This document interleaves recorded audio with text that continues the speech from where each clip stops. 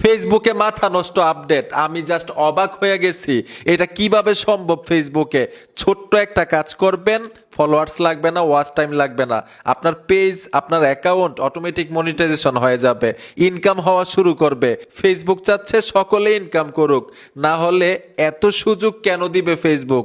তো আসেন, ছোট্ট কাজটা কিভাবে করবেন, কি করলে আপনার পেজটা মনিটাইজেশন হয়ে যাবে দেখে আসি। ফেসবুকে কোন কাজটা করলে ফলোয়ার্স লাগবে না, ওয়াচ টাইম লাগবে না, সহজেই জানতে পারবেন। ফেসবুকে ট্যাপ দিব, ট্যাপ দেওয়ার সাথে সাথেই আপনার প্রোফাইল হোক অথবা পেজ হোক, সেম জায়গায় কাজটা করতে পারবেন।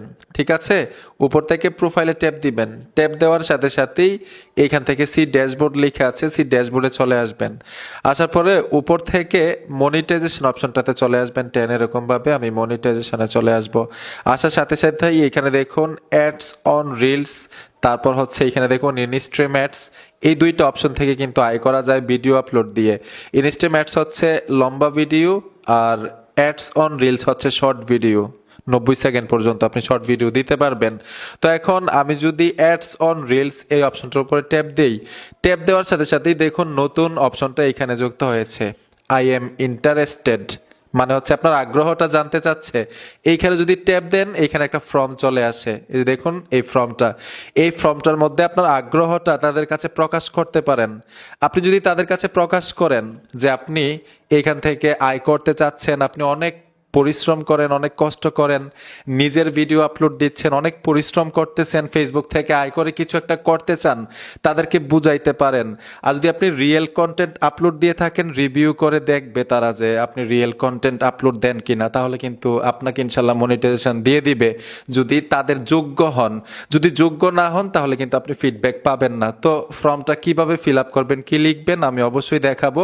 আমি লিখে রেখেছি, আগে সাবমিট করে দিচ্ছি। এই যে দেখুন, আমি এখান থেকে পেস্ট করে দিব, পেস্ট করার সাথে সাথে সাবমিট করে দিলাম। এই দেখুন সাবমিট কমপ্লিট। ঠিক আছে, এখন যদি আমি তাদের যোগ্য হই, আমার এখানে কন্টেন্ট আপলোড দেওয়া থাকে। আরেকটা বিষয় হচ্ছে, এখানে ফর্মটা সাবমিট করার পরে আপনি চুপ হয়ে বসে থাকবেন তাহলে কিন্তু হবে না, ভিডিও কন্টিনিউ করতে হবে।